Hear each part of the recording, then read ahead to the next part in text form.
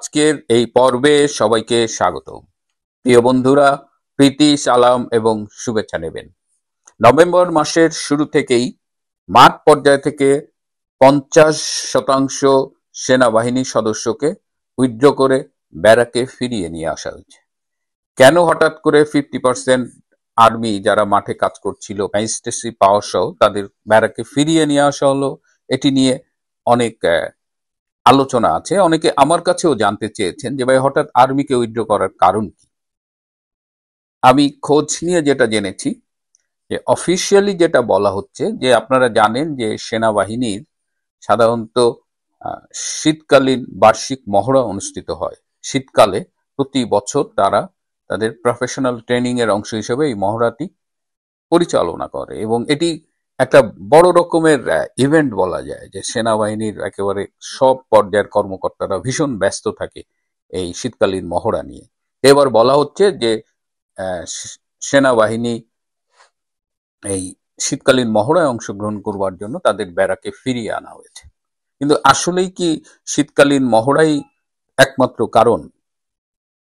আমরা আরো শুনেছি যে 50% ফিরিয়ে আনা হয়েছে এবং সম্ভবত আগামী 31শে ডিসেম্বরের মধ্যে বাকি যারা মাঠে বর্তমানে রয়েছেন, এই আর্ম ফোর্সেস যারা সেনাবাহিনী মূলত আর অল্প কিছু নৌবাহিনী এবং বিমান বাহিনীর সদস্যরা আছেন, তাদেরও ব্যারাকে ফিরিয়ে আনা হবে। অর্থাৎ 31 ডিসেম্বরের মধ্যে 100% এই আর্ম ফোর্সের সদস্যদের মাঠ থেকে ব্যারাকে ফিরিয়ে নেওয়া হবে। এইটার অনেকগুলো কারণ আছে। কারণ আর্মির ভেতরে, আর্মি আপনারা জানেন যে একটা ডিসিপ্লিন ফোর্স, এটা চাইলেই একেবারে যে সবাই মুখের উপরে কথা বলবে, বিদ্রোহ করবে, সেনাপ্রধান একটা কিছু বললে, কিন্তু তাদের মধ্যে আলোচনা হয়, তাদের মধ্যে বিভিন্ন লেভেলে, বিশেষ করে যে 5জন লেফটেন্যান্ট জেনারেল আছেন এবং আরো কিছু মেজর জেনারেল আছেন, হ্যাঁ, তাদের সাথে সেনাপ্রধানের কথা হয়। আর্মির ভেতর থেকে একটা আলোচনা এভাবে উঠে এসেছে যে আর্মি কেন কোনো রাজনৈতিক শক্তির পাহারাদার হিসেবে ব্যবহৃত হবে। এই ব্যবহৃত হতে গিয়ে কেন আর্মি বিতর্কিত হবে। আর্মি, অধিকাংশ আর্মি তারা পেশাদার হিসেবে কাজ করতে চায়, তারা কোনো রাজনৈতিক শক্তির পাহারাদার হয়ে বিতর্কিত হতে চায় না। এবং কদিন আগে যে 3 বাহিনীর প্রধান যমুনায় গিয়েছিলেন, সেদিন তারা ডক্টর ইউনূসের সাথে আলাপ করে বলেছিলেন যে তারা অচিরেই একটি সন্ত্রাস বিরোধী অভিযান পরিচালনা করতে চান এবং তিনি ডক্টর ইউনূসকে এটাও বলেছিলেন তারা যে আমরা অভিযান পরিচালনার সময় আমরা সন্ত্রাসীদের বিরুদ্ধে ব্যবস্থা নেব এবং তখন আমরা চাই না যে আমাদের কাছে কোনো অনুরোধ আসুক যে অমুকে জামাত করে, অমুকে বিএনপি করে, অমুকে আমার লোক, অমুকে তার লোক, তাকে ছেড়ে দাও। এই ধরনের কোনো অযাচিত অনুরোধ আমরা পেতে চাই না। আমরা একদম নিরপেক্ষভাবে সন্ত্রাস দমন অভিযান পরিচালনা করতে চাই। এবং তারপর থেকেই একটা আলোচনা শোনা যাচ্ছে যে হয়তো অচিরেই অপারেশন ক্লিন হার্ট 2 নামে একটি সন্ত্রাস বিরোধী অভিযান দেশব্যাপী পরিচালিত হবে। সো আর্মি উইথড্র করার মূল কারণ হলো, হ্যাঁ, শীতকালীন মহড়া ঠিক আছে, কিন্তু শীতকালীন মহড়ার পাশাপাশি আর্মি আর রাজপথে থেকে ব্যবহৃত হতে চাচ্ছে না। এবং আর্মির পক্ষ থেকে আরো জানিয়ে দেওয়া হয়েছে যে তারা একটি অংশগ্রহণমূলক, অর্থাৎ ইনক্লুসিভ, অবাধ ও সুষ্ঠু নির্বাচন চায়। তারা সব দলের অংশগ্রহণে একটা অবাধ ও নিরপেক্ষ নির্বাচন চায় এবং যদি অবাধ, নিরপেক্ষ এবং ইনক্লুসিভ নির্বাচন হয় তাহলে আর্মি দায়িত্ব পালন করবে। এর ব্যত্যয় ঘটলে, অর্থাৎ যদি সুষ্ঠু, নিরপেক্ষ এবং অন্তর্ভুক্তিমূলক নির্বাচন না হয় তাহলে সেনাবাহিনী নির্বাচনী দায়িত্ব পালন নাও করতে পারে। সো এই আলোচনাগুলো, এই যে কথাগুলো বললাম, এগুলো সেনাবাহিনীর ভেতর থেকেই কিন্তু এই মতামতগুলো উঠে এসেছে সেনাপ্রধানের কাছে। এবং সেনাপ্রধানের যারা কাছে থাকে, বিশেষ করে যে 5জন লেফটেন্যান্ট জেনারেল রয়েছে, তারাও কিন্তু এই বিষয়টা নিয়ে সেনাপ্রধানের সাথে আলোচনা করেছে এবং তারাও এই মতামত ব্যক্ত করেছে যে we want a free, fair and inclusive election. Otherwise আমাদের কারো জন্য ব্যবহৃত হবার মতো অবস্থা নেই, আমরা আর্মিকে কিছুতেই বিতর্কিত হতে দেব না। ইন্টারেস্টিং ব্যাপার হলো যে জেনারেল ওয়াকার খান, তিনি কিছু অফিসারকে পিক করে পাকিস্তানে পাঠিয়েছেন এবং তিনি চেয়েছিলেন, ধারণা করেছিলেন যে এই অফিসারগুলো পাকিস্তানি ইন্টারেস্ট সার্ভ করবে। তারাও জেনারেল ওয়াকারকে স্পষ্ট ভাষায় জানিয়ে দিয়েছে তাদের কাছে বাংলাদেশের ইন্টারেস্ট, বাংলাদেশের ডেমোক্রেসির প্রোটেকশন, আর্মির ইমেজ এগুলো অনেক বেশি ইম্পর্টেন্ট। তারা বাংলাদেশের স্বাধীনতার সার্বভৌমত্ব রক্ষার জন্য প্রতিশ্রুতিবদ্ধ, অঙ্গীকারাবদ্ধ এবং তারা চায় বাংলাদেশে একটি অবাধ, সুষ্ঠু ও নিরপেক্ষ এবং অংশগ্রহণমূলক নির্বাচন অনুষ্ঠিত হোক এবং তার মধ্য দিয়ে জনগণ যাদের চায় তারাই ক্ষমতায় আসবে। আর্মির ভেতরে যখন এ ধরনের মতামতগুলো প্রাধান্য পাচ্ছে, তখন আর্মির বাইরেও বাংলাদেশের রাজনীতিতে যাদের প্রভাব রয়েছে সেই সব বিদেশি শক্তিরাও কিন্তু বাংলাদেশের রাজনীতি এবং আভ্যন্তরীণ অবস্থার প্রেক্ষিতে নতুন করে চিন্তা ভাবনা করছে। আপনারা পছন্দ করেন আর নাই করেন, বাংলাদেশের রাজনীতিতে আমাদের প্রতিবেশী ভারতের একটা গুরুত্বপূর্ণ ভূমিকা রয়েছে এবং জেনারেল ওয়াকার শুরুতে কিন্তু ভারতীয় সেনাবাহিনীর সাথে খুব সুন্দর একটা সম্পর্ক রক্ষা করেছিলেন, কিন্তু একটা পর্যায়ে গিয়ে ভারত উপলব্ধি করেছে এবং জেনারেল ওয়াকার যেটা করেছে, জেনারেল ওয়াকার আসলে তিনি বেসিক্যালি জামাতি, তিনি এখনো জামাতের পক্ষেই আছেন।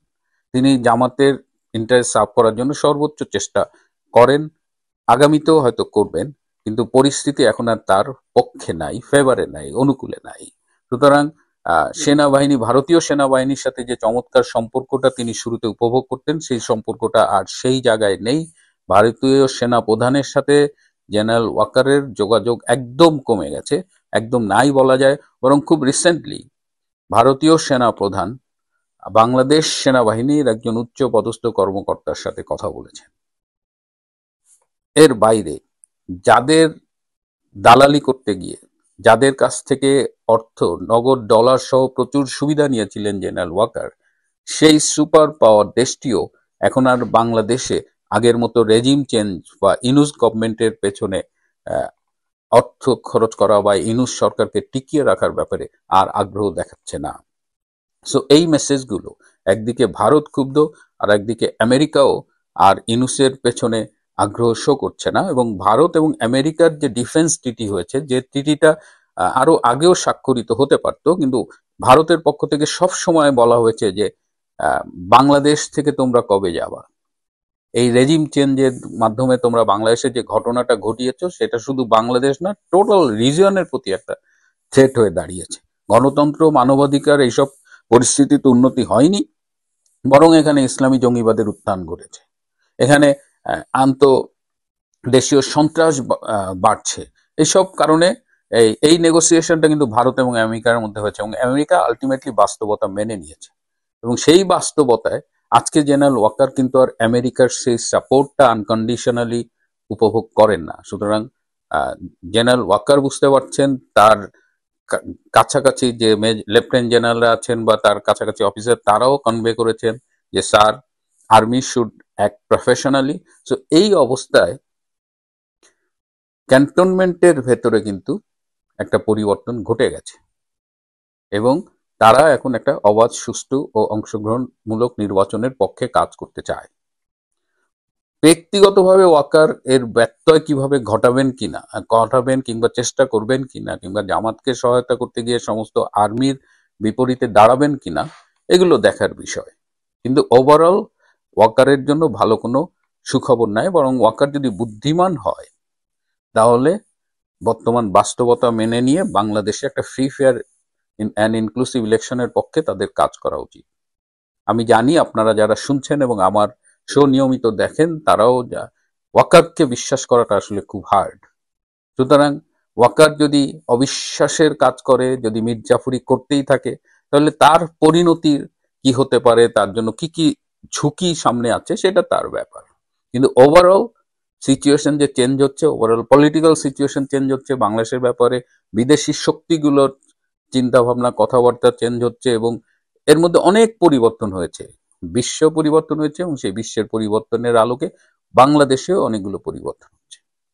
সুতরাং দেশি বিদেশি এই চাপের মুখে ওয়াকার কি করবেন, সেনাবাহিনী কি ভূমিকা রাখবেন, এগুলো আমাদের দেখার বিষয়। কিন্তু 50% আর্মি মাঠ থেকে ব্যারাকে ফিরিয়ে আনা ইজ এ সিগনিফিকেন্ট মুভ, এবং এটা নির্দোষ মানে একদম কারণহীন না। আর শেষে একটা অনুরোধ করছি, আপনারা যারা এখনো আমার চ্যানেলটি সাবস্ক্রাইব করেনি অথচ অনুষ্ঠানটি দেখছেন, কাইন্ডলি সাবস্ক্রাইব করবেন।